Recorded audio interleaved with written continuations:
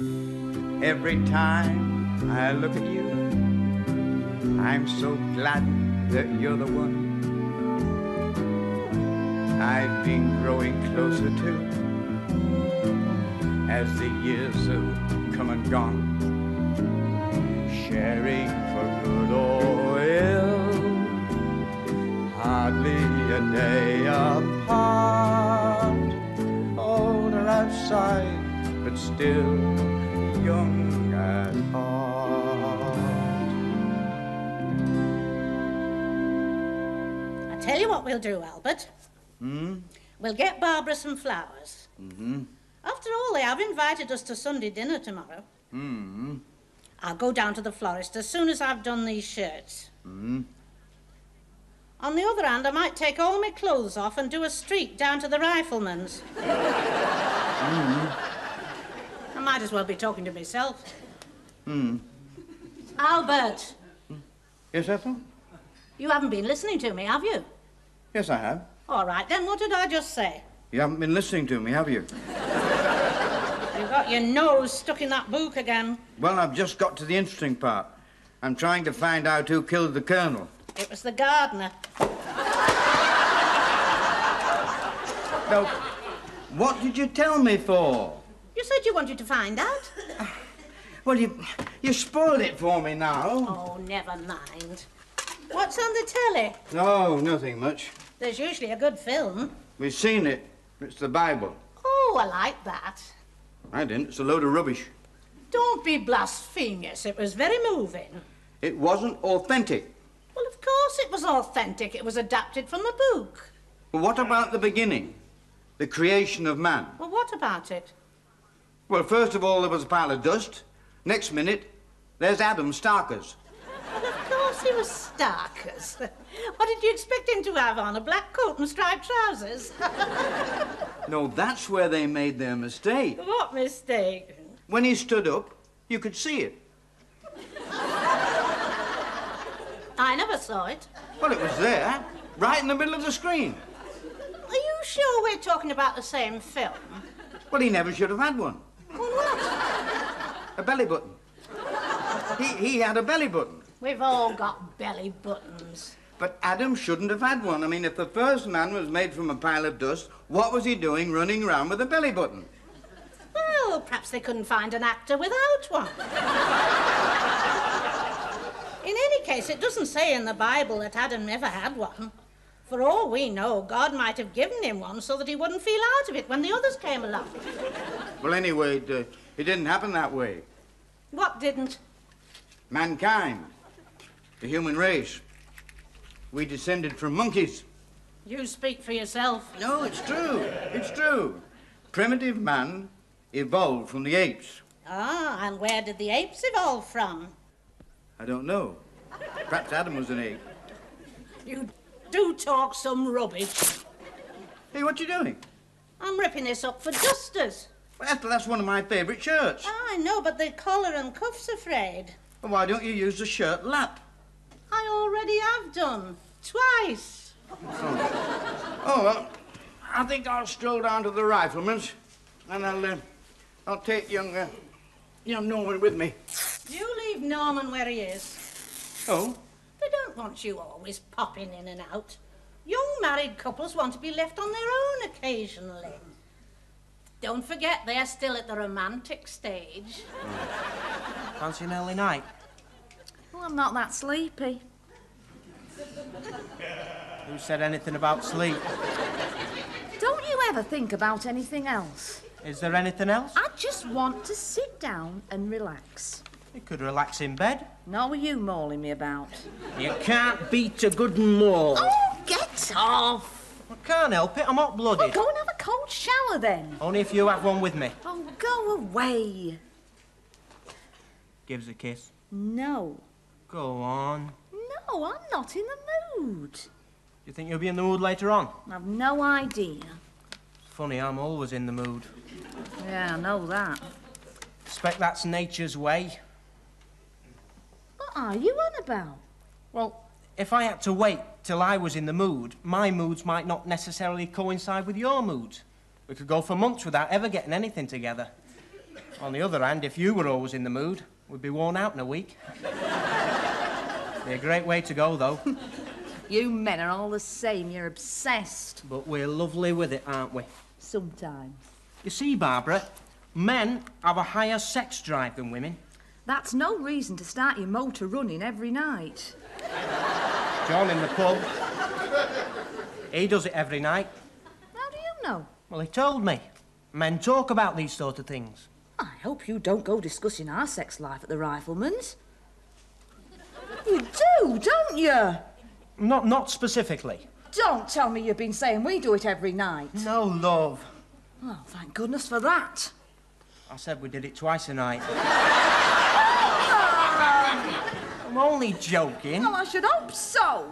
Hey, that reminds me. We got any beers in? No, we are not buying beers out the housekeeping money. Well, do you mind if I nip out for a quick one? Oh, why can't you stay with me for a change? Just fancy a drink, that's all. Go on then, but you better be back here in half an hour. Why? Do you think you'll be in the mood then? No, but I'll tell you something. If you're not back in here in half an hour, I will be in a mood. And not the sort you had in mind. There you go, Albert. There.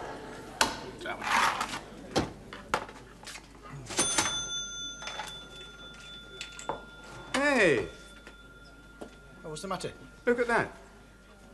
Oh, what's wrong with it? Well, it's cloudy. It don't look cloudy to me. Well, it does to me. It's your glasses. Oh, don't be so daft. How can it be?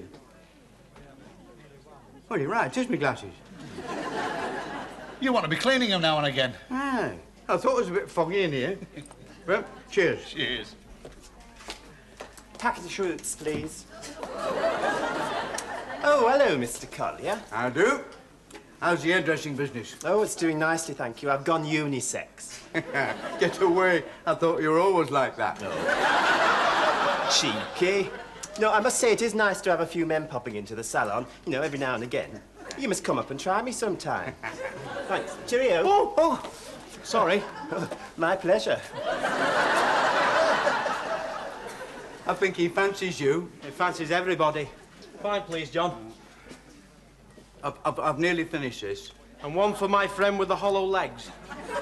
You're a good lad, Norman. Hey, don't forget you're coming to dinner tomorrow. No, I'm looking forward to it. What are we having? Roast pork. And plenty of crackling. Aye, and bread and butter pudding for afters. Hey, I can't wait. Did you go to the match today? No, I'd take Barbara shopping. Oh, she's got you well trained. She'll have you on the collar and lead next. She's all right. Fancy game of darts? Oh, I haven't got time. You going out somewhere? No, but Barbara said to be back in half an hour. Hey, John, hear that? What? Barbara said he'd got to be back in half an hour. It must be terrible to be henpecked. You're asking for trouble, Norman. What do you mean? Well, I mean, it's obvious, isn't it? You haven't been married a year yet. And here she is telling you when you can go out and what time you've got to go back home. I wouldn't stand for that. But you've got to have a bit of give and take in a marriage. Well, you've got that, all right. She's giving the orders and you're taking them. You're going about it the wrong way, lad. Am I? Yes. If you don't put your foot down now, your life won't be worth living. Oh, come on, Albert. He's right. I'm older than you are. I've seen it happen before. Women like men to be strong and dominant. She won't respect you for giving in to her. Are you sure? Of course I am. She'll think more of you if you stand up to her. You can't let wives have their own way. You've got to let them know who's boss. A man must be master in his own house. She does get a bit bossy. There then. Are you going to crawl home with your tail between your legs? Or are you going to say, and we're going to have another pint?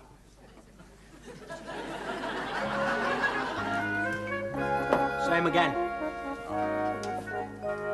Hello, Mrs. Collier. I'm sorry to trouble you, only I just wondered if Norman was there. He went out over 2 hours ago, and he's still not back. See, Norman, women are not exactly like men. I've noticed that. No, not physically, I mean. Though now I come to think of that, I have seen one or two who wouldn't look out of place in a rugby team. No, I mean mentally. You see, it's a scientific fact that women's brains are smaller than ours. Is that right? Yes. So it stands to reason. If they're smaller, there must be something missing. I suppose they must. Right, yes, so therefore they must be inferior. But they do have their good points. Oh, I don't deny that at all. They're good enough at cooking and cleaning. But once you let them get the upper hand, you've had it. You can't have two bosses. That's true. Now, when you get married, a man promises to love and cherish, and a woman promises to love and obey. Oh, we didn't have the obey bit. That's your fault. Norman. Telephone. It's your wife. She's after you. Oh, dear. Norman, don't weaken. Be firm. Be masterful. Yes. Hello? Yes, of course I know what time it is. I happen to be having a drink with my friends. I'll be home when I'm ready. Now listen. I am the head of the house, and if I want another drink, I shall have another drink. Right. Well done, Norman. I'm proud of you. I bet she was surprised, wasn't she? She was. Hi. Do you know something?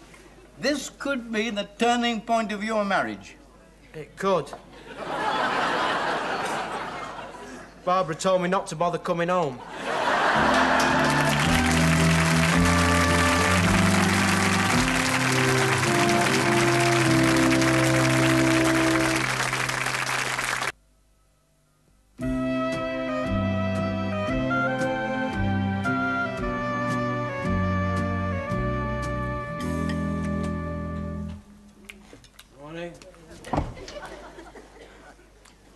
Hey, Norman. How was the settee? Lumpy. Hardly slept all night. I feel terrible. Oh. Well, you don't look so good. Here. Have a nice cup of tea. I think I've twisted my back. Where's Ethel? She's gone round to your house. I think I'd better go round and see Barbara. What for? Apologise. Apologising? Apologise after what she did? I did behave a bit badly. All you did was to have a few drinks. Is that enough reason to lock you out of your own house? No. Well, you can't back down now. She'll think nothing of you if you do that. You reckon? I'm sure of it. I know I'm right. She'll come round. I hope so. You'll see. If there's any apologising to be done, she should do it. If there's any apologising to be done, he should be the one to do it. I shouldn't have locked him out. Why not? He deserved it. He was only having a drink. It's the thin end of the wedge. Give a man an inch and he'll take a mile. You've got to show him who's boss. It's not like Norman to be like this. All men are like that, given half a chance. Stamp it out now or you'll regret it. Well, I hope you're right. Well, of course I'm right. But what if Norman won't apologise? He will. You mark my words. He'll be round here soon begging you to forgive him.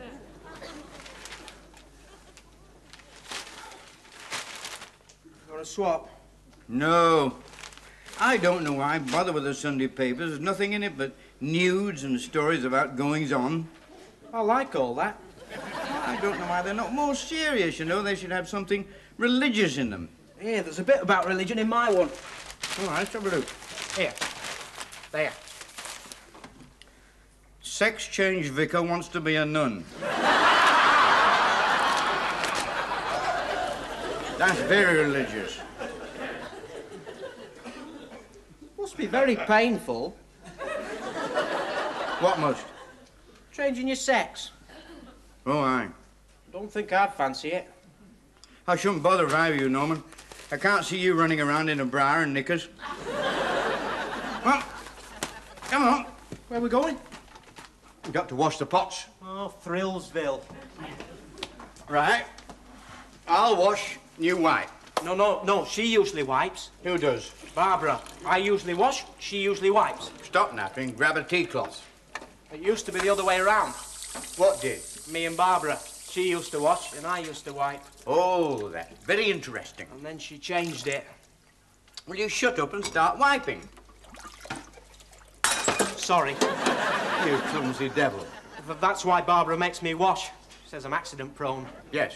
Why don't you put those bunches of bananas in your pocket, eh? We'll drain them, it'll be safer. Wonder what she's doing now. Look, forget about Barbara for a bit, eh? Let her do the worrying, not you. I hate Sundays. Why, what's the matter with Sundays? Well, there's naught to do. Well, we could go to church. Church? Aye, church, yes.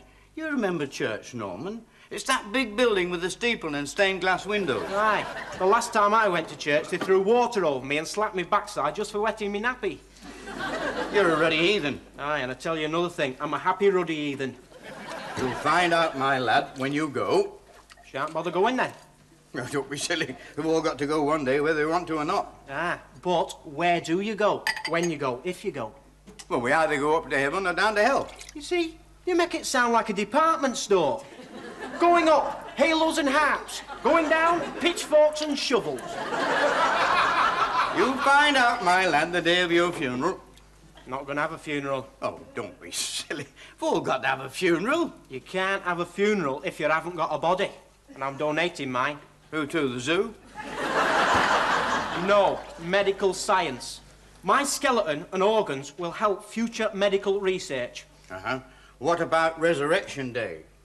What about it? Well, when Gabriel blows his horn and we all resurrect, where will you be? Scattered round some hospital in jam jars. Here.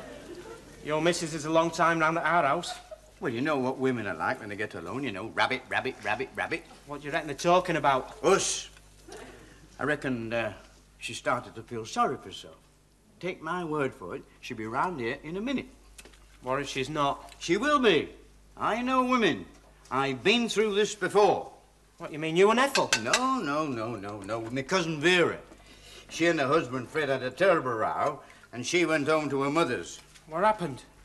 Well, she said she wouldn't come back till he apologized, and he said he wouldn't take her back till she apologized. And who won? Well, she came home in the end. Ah, good. Mind you, it took a while. How long? 3 years. Thank you very much. I think I'll go round and see Barbara. No. She'll be here before long. You are, eh? What did I tell you? Albert? Norman? In here, Ethel. Where is she? Sitting at home, waiting for you to go round and apologise. Oh, Well, are you going or not? well, I suppose better. No, he's not. I'm not talking to you. The lad's got nothing to be sorry for. Nothing to be sorry for, staying out all hours. She locked him out, she should take him back. Just you keep quiet. You've done enough damage as it is. I've done nought. Don't think I don't know who's behind all this. I've told you before, you shouldn't interfere in other people's lives. I've just been giving the lad the benefit of my experience. Oh, he's right, Mrs. Collier. He's only trying to help. Why can't Barbara come round here and apologise? Yeah, why can't she? Because I told her not to. Oh, now who's interfering? I'll thank you to speak when you're spoken to. And I'll thank you to watch what you're saying, madam. I'll say what I like. Not in my house. Oh, it's your house now, is it? Right. Where are you going? Back to Barbara's, and I'm not coming back till I get an apology from both of you. Now look what you've done.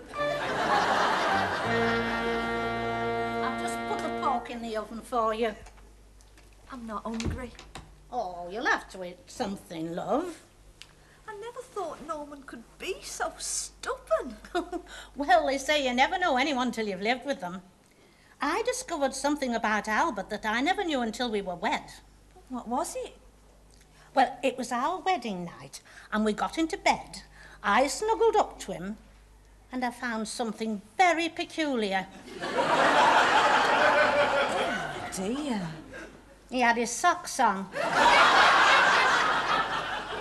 He said he always slept in them.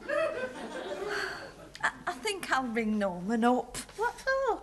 Well, if I speak to him, it'll give him a chance to say he's sorry. Well, I wouldn't, but suit yourself.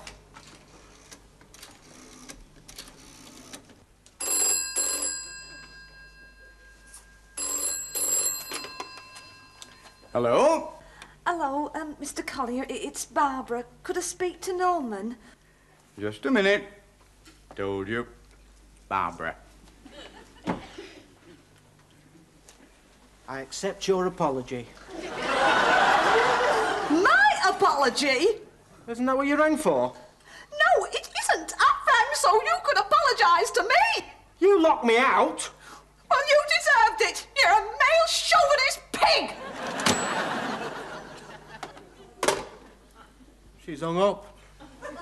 Aye, well, it looks like being a long job. Oh, this is ridiculous. One of us has got to give in. You can't lose face now, Norman. Well, Barbara's obviously not going to apologise, so it's up to me. No, it isn't. How else are we going to settle it? Arbitration. What? Arbitration. When there's a union dispute, neither side can agree, they go to arbitration. Then neither side loses face. And how are we going to do that? Well, first of all, we meet on neutral ground, the pub. Then we find a third party to act as mediator, whose decision will be binding to the other parties. John, the barman. We can't have him, he'll be biased. Aye, but he'll be biased in our favour. They're here.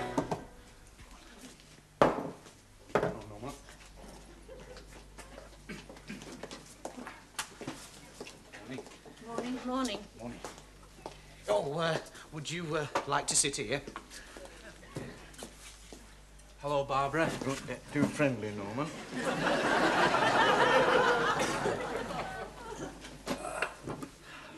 What's he doing here? He's the arbitrator. Oh, no, he isn't. He's a man. He'd be biased. Fetch your wife. Nope, won't have her. She's a woman. Well, if you won't accept a man and you won't accept a woman, who are you going to accept? Morning, all.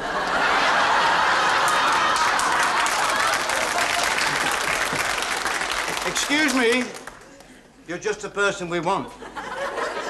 Pardon? Yes, we want you to arbitrate. What, here in front of all these people?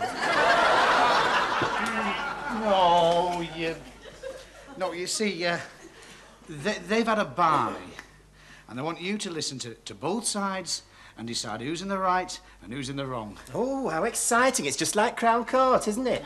Oh, right, who's going to begin? We will. First of all, he left me at home and went out boozing. You naughty boy. Then, she locked me out. Oh, I say you didn't. Then he called me madam. And she walked out on me. Oh, this is better than Crossroads. Never mind about that. Who do you think should apologise first? Remember Oliver? Who the heck's Oliver? Love story. What's that got to do with it? Well, love is never having to say you're sorry. He's right, Barbara. We shouldn't have to say we're sorry. Not if we love each other. Well, I love you. I love you. Oh, Chuck. Oh, Norman! Oh, it's quite touching, isn't it? Well, come on, you two. It's your turn to kiss and make up. Well, go on.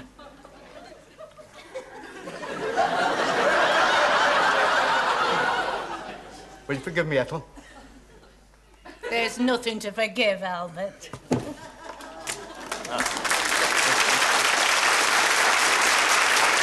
I'm so glad we're all friends again now. So am I. I was beginning to think we won't get our Sunday dinner. Oh, my God, we've left the roast pork in the oven. Every time I look at you, I'm so glad that you're the one. I've been growing closer to you as the years have come and gone.